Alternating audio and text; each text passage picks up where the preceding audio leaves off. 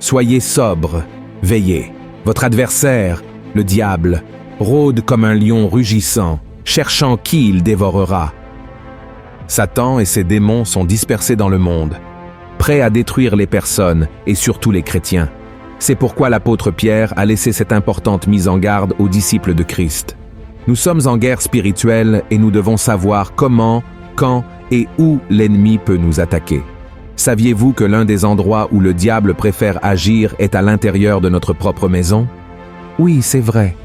Notre maison est généralement notre refuge, notre havre de paix, et Satan en profite car c'est souvent là que vit notre famille et où nous retrouvons nos forces pour affronter les défis quotidiens. Mais il est nécessaire de préciser que ce qui attire l'attention de Satan n'est pas la propriété en elle-même. Peu lui importe si votre maison est grande ou petite, simple ou luxueuse. Ce qui l'intéresse vraiment, ce sont les personnes qui y vivent, car chaque être humain est précieux et a été créé à l'image de Dieu. C'est pourquoi, dans la vidéo d'aujourd'hui, je vais vous aider à découvrir s'il y a des démons dans votre maison et vous montrer comment ils nuisent à votre vie spirituelle et interfèrent dans votre relation avec Dieu. À la fin, je ferai une prière puissante pour que toute œuvre maléfique qui pourrait agir dans votre foyer soit expulsée au nom de Jésus. Amen. Mais avant de commencer, aimez et abonnez-vous à ma chaîne, car tous les jours je partage des messages de foi et des prières pour vous renforcer dans votre cheminement avec Dieu. Alors, rejoignez-moi car ensemble, nous sommes bien plus forts, d'accord? Le premier signe qu'il y a des démons dans votre maison est le manque de volonté de chercher Dieu. Notre maison devrait être l'endroit où nous cherchons le plus le Seigneur. Nous devrions lui remettre notre vie quand nous nous réveillons, le louer pour ses bénédictions pendant les repas et le remercier pour un autre jour de vie avant de dormir. De plus, Jésus lui-même a dit « Mais quand tu pries, entre dans ta chambre, ferme ta porte et prie ton Père qui est là dans le lieu secret, et ton Père qui voit dans le secret te le rendra. » Une personne qui est attaquée spirituellement chez elle perd probablement la volonté de chercher le Seigneur. Elle prend la Bible pour lire, mais ne peut pas se concentrer à cause du téléphone portable, de la télévision ou de toute autre distraction. Lorsqu'elle essaie de prier, elle s'endort rapidement, même si elle peut être bien reposée, et sortir de chez elle pour aller à l'église est impensable. Ces personnes utilisent toutes sortes d'excuses pour éviter de chercher le Seigneur. De plus, beaucoup rapportent que lorsqu'ils veulent aller à l'église, des visiteurs arrivent toujours à la maison peu de temps avant l'heure du culte. La vérité, mes frères, c'est que la plupart des gens ne cherchent pas Dieu par paresse. Cependant, je sais aussi que beaucoup n'ont pas de force car ils sont attaqués par l'ennemi chez eux. Dans ce cas, il est nécessaire d'appeler à l'aide à la miséricorde de Dieu et de résister par la foi au pouvoir des ténèbres. Regardez avec moi ce que dit la Bible.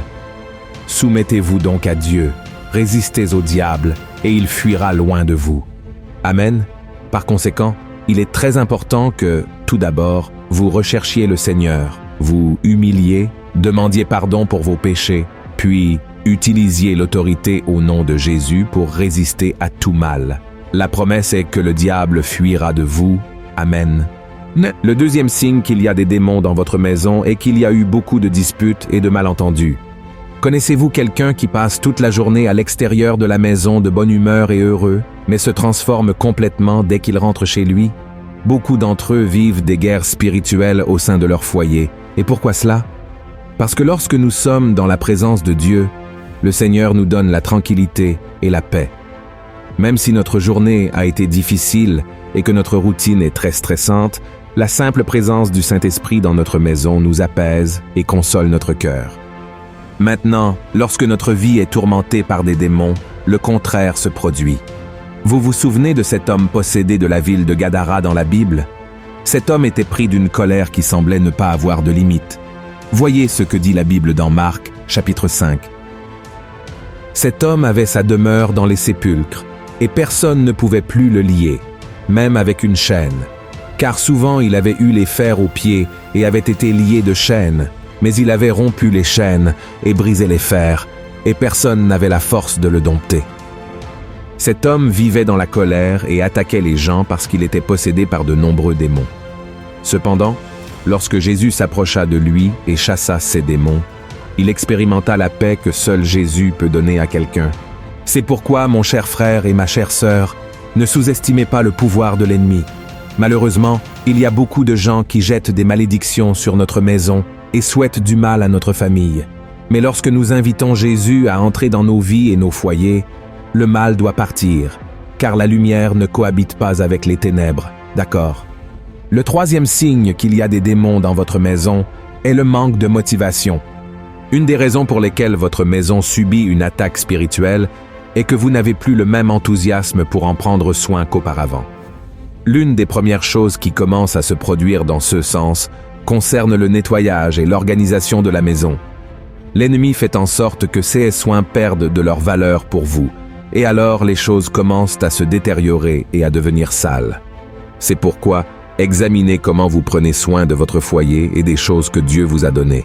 Je sais que nous vivons des jours très occupés, où beaucoup travaillent à l'extérieur et ne parviennent souvent pas à maintenir la maison organisée, mais ce dont je parle, c'est de ces personnes qui ne se soucient plus du tout de prendre soin de leur domicile.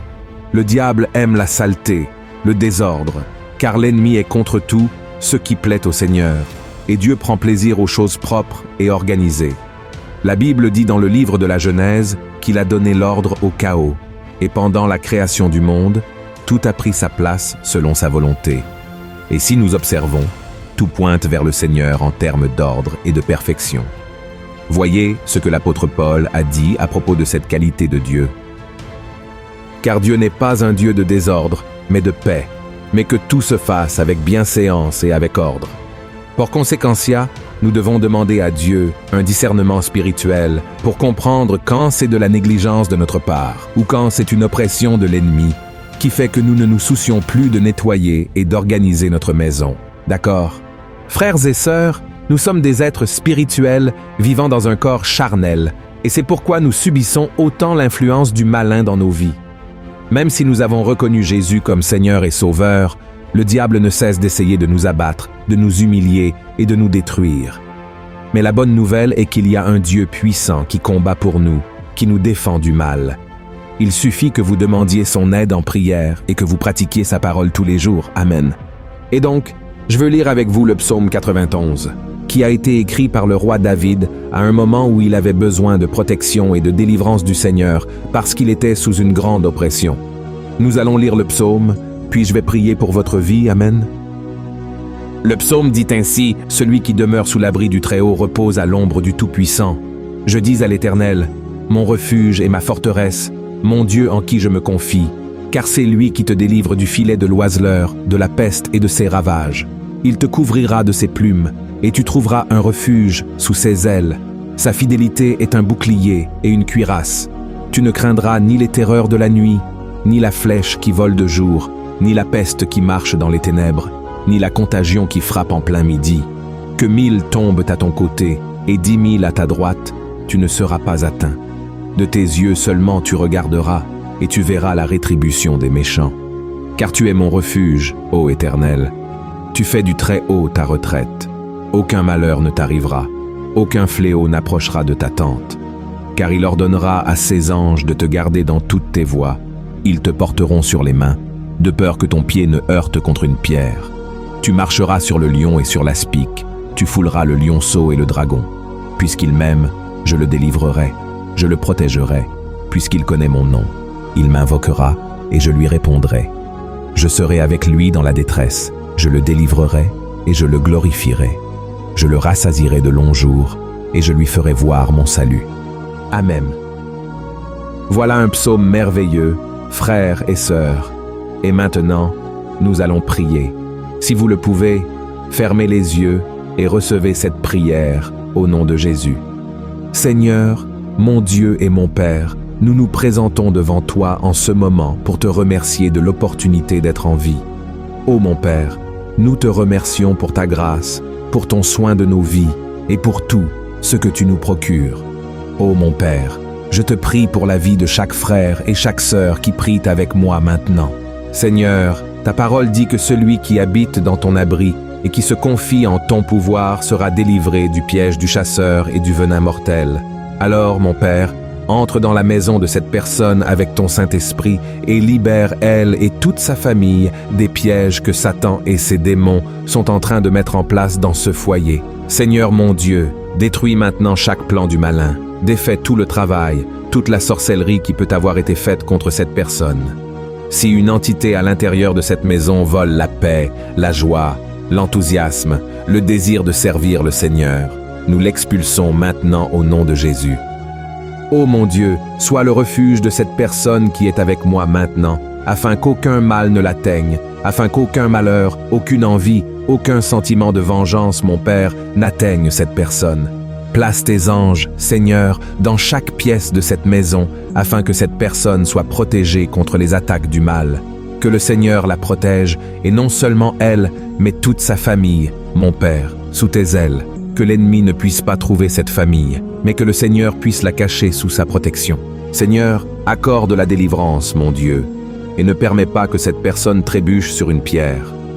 Donne-lui la sainteté et l'autorité pour marcher sur les lions, pour marcher sur les serpents, pour marcher sur tout pouvoir maléfique contre sa vie. Ô mon Dieu, au nom de Jésus, je crois que le Seigneur écoute nos prières maintenant. Je crois, mon Père, que le Seigneur nous aime, qu'il nous connaît par notre nom, et comme le dit le psaume 91, c'est pourquoi le Seigneur nous rachète et nous protège, car nous sommes ses enfants bien-aimés.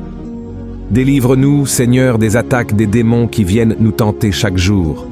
Que le Seigneur nous aide à ne pas succomber à la tentation, mais à vivre une vie d'obéissance, une vie d'amour, une vie de fidélité au Seigneur. Que ta parole soit non seulement dans notre cœur, mais dans nos actions. Ô mon Père, donne-nous la capacité de marcher en ta présence chaque jour. Au nom de Jésus, je prie et je te remercie déjà pour tout ce que le Seigneur a déjà fait et pour tout ce que le Seigneur fera encore. Amen. Gloire à Dieu. Ô mes frères bien-aimés, comme il est bon de chercher le Seigneur. Je souhaite que le Seigneur soit présent dans votre vie, dans votre famille, dans votre maison. Et chaque fois que vous avez peur, que vous êtes préoccupé, c'est le moment de vous lever dans la prière. Alors, marchez dans votre maison, tendez la main dans chaque pièce de votre foyer et prophétisez les bénédictions du Seigneur. Réprimez tout mal au nom de Jésus. Et avant de dormir, priez pour vos proches, priez pour vous-même, et demandez que le sang de Jésus vous couvre et vous protège contre toute attaque maléfique. Vous constaterez que les ténèbres s'en vont, car quand un enfant de Dieu se positionne et utilise l'autorité du nom de Jésus, les ténèbres ne peuvent rester. Amen. Si vous avez aimé ce message, partagez-le avec vos amis, votre famille et abonnez-vous à ma chaîne. Je vous attends dans la prochaine vidéo. Que Dieu vous bénisse puissamment.